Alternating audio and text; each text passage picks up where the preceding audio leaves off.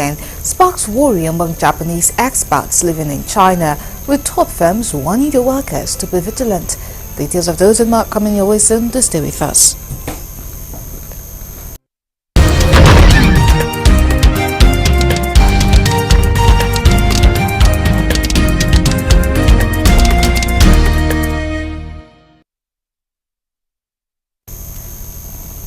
Many thanks for joining us at this time. Now, details of the news. Ahead of the September 21st governorship election in Edo State, the Inspector General of Police has restricted vehicular movement between the hours of 6 a.m. to 6 p.m. on election day. Addressing journalists at the police commanded quarters in Benin, Force PRO Olumuyiwa Adejobi said the restriction covers both land and sea, stating its strict compliance and enforcement. He said the IGP had ordered the demobilization and deactivation of orderlies protecting personnel on election day. The Force PRO also said special attention will be given to persons with disabilities and special needs. The Inspector General of Police has ordered the restriction of all vehicular movements on roads, waterways, and other forms of transportation from 6 a.m. to 6 p.m. on election day. That is tomorrow, Saturday, 25 September 2024. Exceptions will be given for essential services, including accredited media, electoral officials, ambulances, and emergency responders.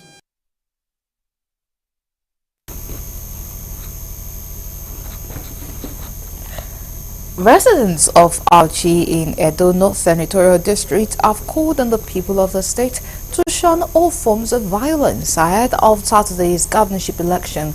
The residents made this known while speaking with our correspondent, Deli Fassam. Details. Residents of the agrarian community of Auchi as early as 7 a.m. set out for their daily businesses in anticipation of tomorrow's governorship election, which is an off-cycle election here in Edo State. This is as the fear of violence and attacks made some voters to be considering if they would participate in the electioneering process. Some legal practitioners and residents call for a peaceful poll as against mortgaging the life of the people. For those who are still planning to go and snatch ballot boxes, those people who are still planning that, I think my word for them is that whatever ballot box that they steal, they are stealing their future and the future of their generation to come. Saturday will be another day for the set out voting process. I hope to see a free and fair election where there will not be any form of mayhem in the around the Edo State province. To those who want to come and create any form of terrorism or cause any form of chaos during the voting processes, for them not to go ahead with it, because we have the future of others that are ahead of us. The election will go smooth. I believe that this coming Saturday, because I seen Edo people are very wise. They are very wise. It's not a place, it's not a state you can come and lie to there. When it goes to there, you just to this election. Those, if you know you are one of the talk, or they will send you message, go and snap ballot paper. If you are collecting money, please, my advice to you, just stay at home. The election, in my own observation, the election will be free and fair in the election. There's no more trouble, there's no more violence in the election. Because of your candidate, you want to lose an election and you want to sell your life to that candidate. So please and please, in that such area, they should avoid violence so that it will not cause them another problem. With less than 24 hours to the Edo governorship election, one would only hope that security operatives match their words with action in ensuring a violent free poll. From Benin City, Dele Fason reporting for Galaxy TV News. Now we have joining us live from Benin City, the Edo State capital, Dele Fason. Good evening and thank you so much for joining us. Good evening and thank you for having me. Okay, all right. Could you please bring us up to speed on what is going on over there? How is preparation for the election going?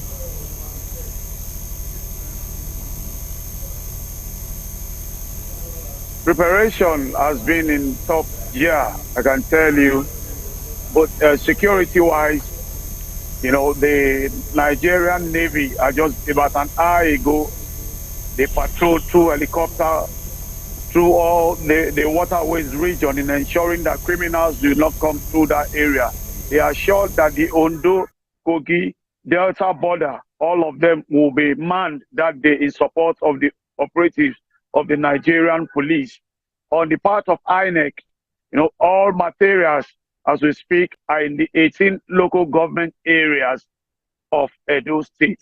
But the only concern now, just about 30 minutes ago, the Commissioner for Information in Edo State addressed the media where said the military repelled an attack on the collation center in one of the collation centers in Oredo.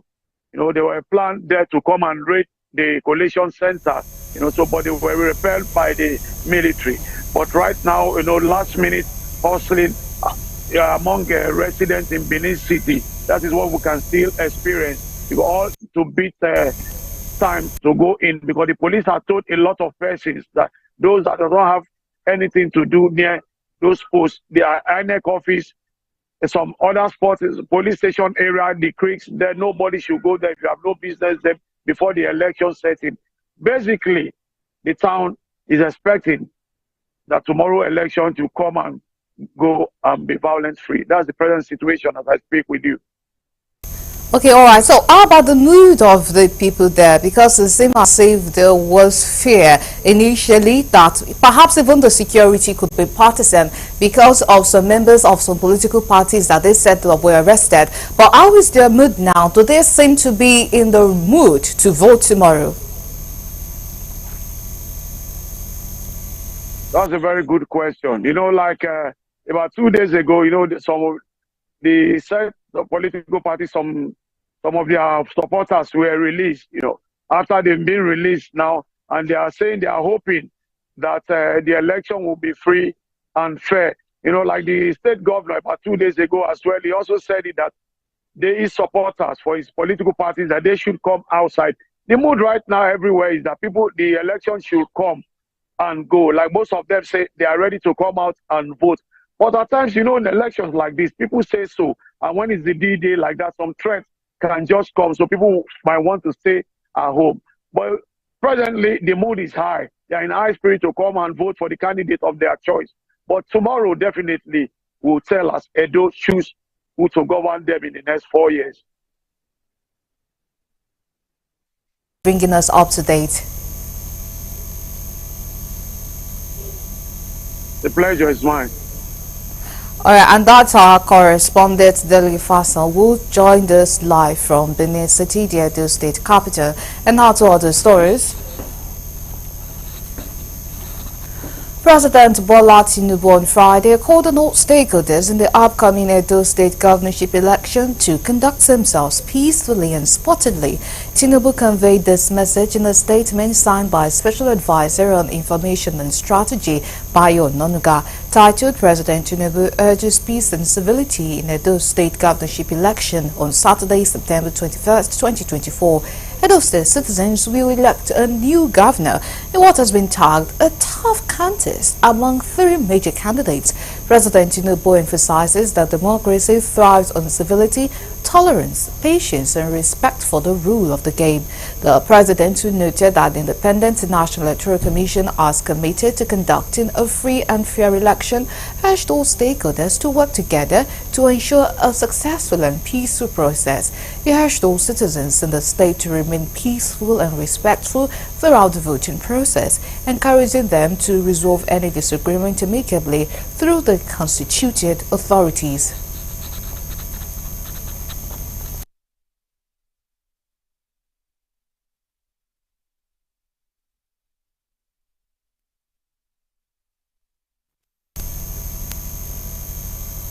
And now we are joined with our other correspondent, John Felix, who is joining us from Edo State. Good evening, John. Could you please bring us up to date on what's going on at your hand over there?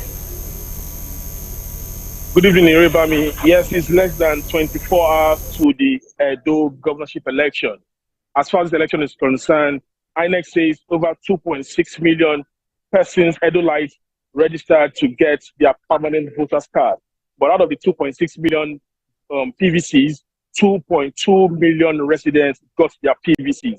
So for the tomorrow election, we're expecting no fewer than 2.2 million voters to come out en masse to vote.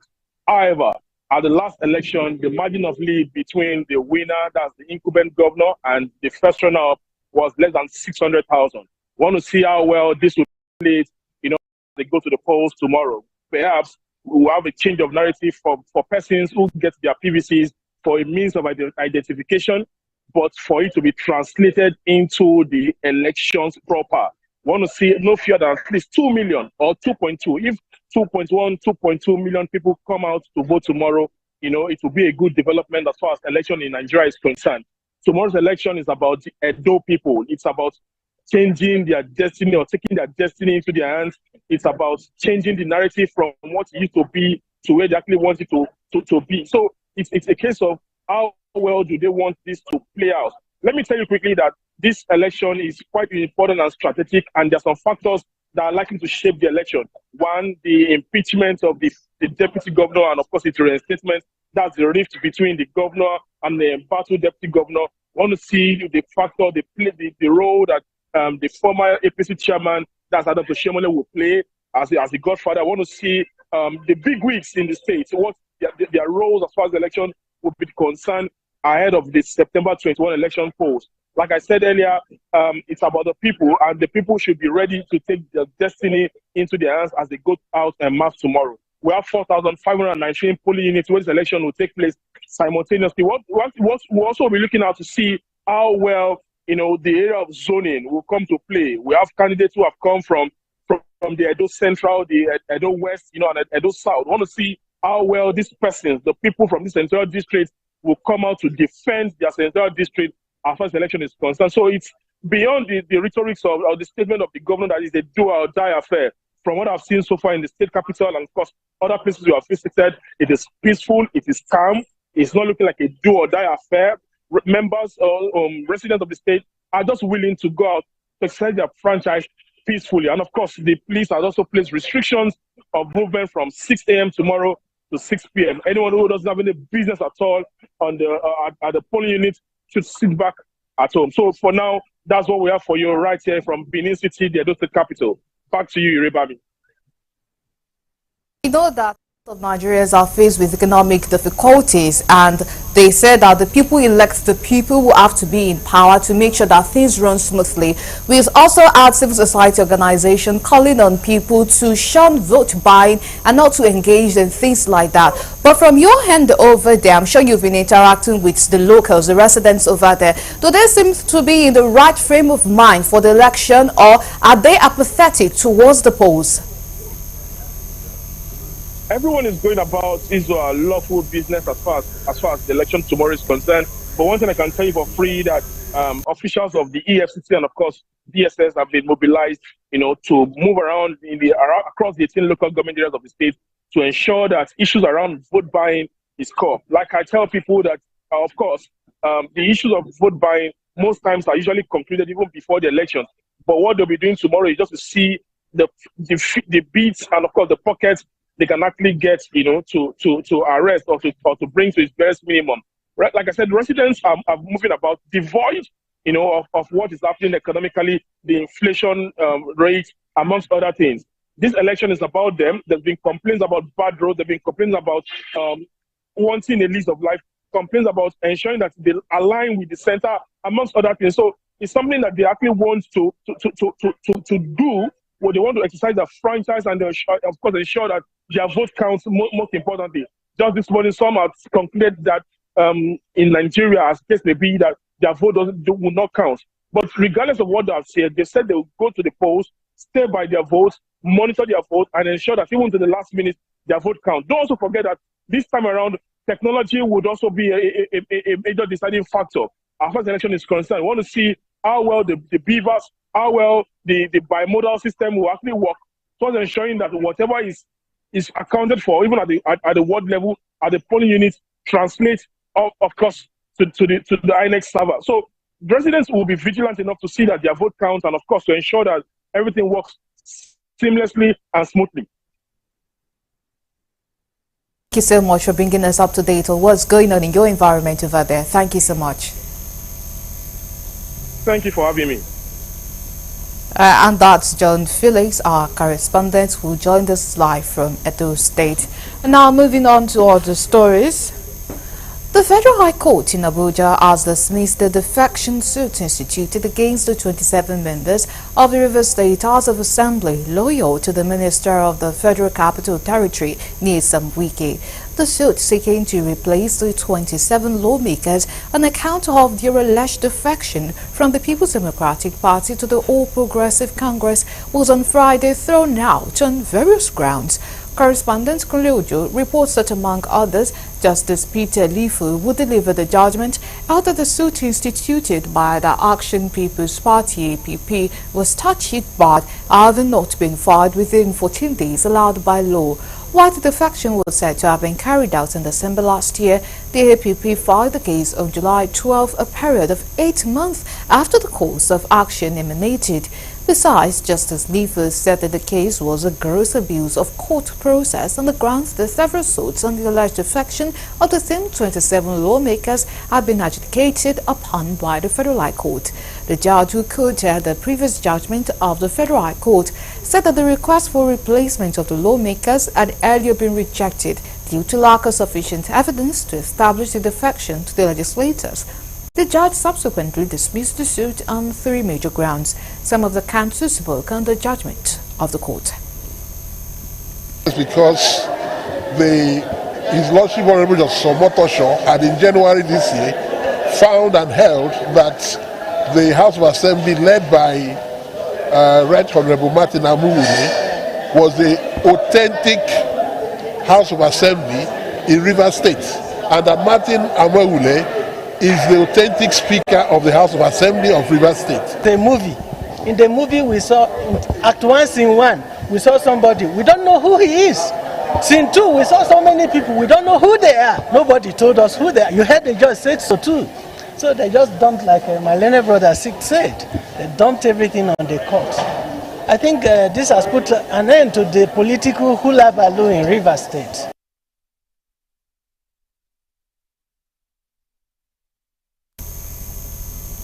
Now, we move to the international desk for more news.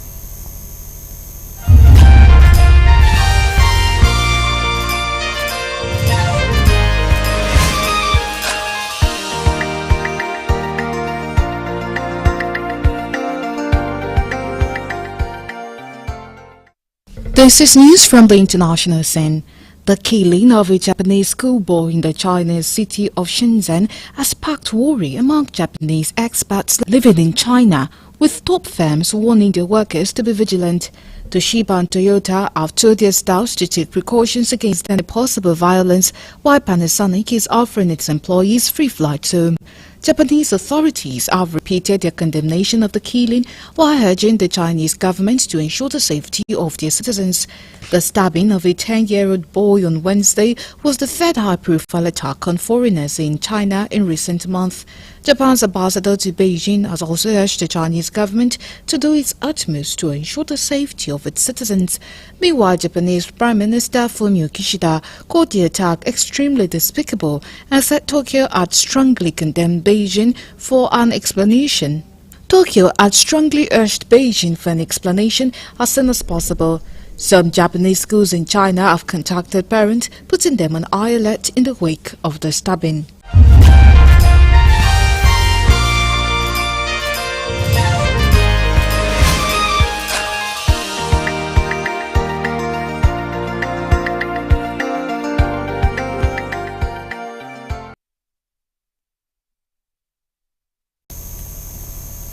And that's it for now, but do join us at 9 p.m. for our prime time news. My name is Iribami Salako. See you then.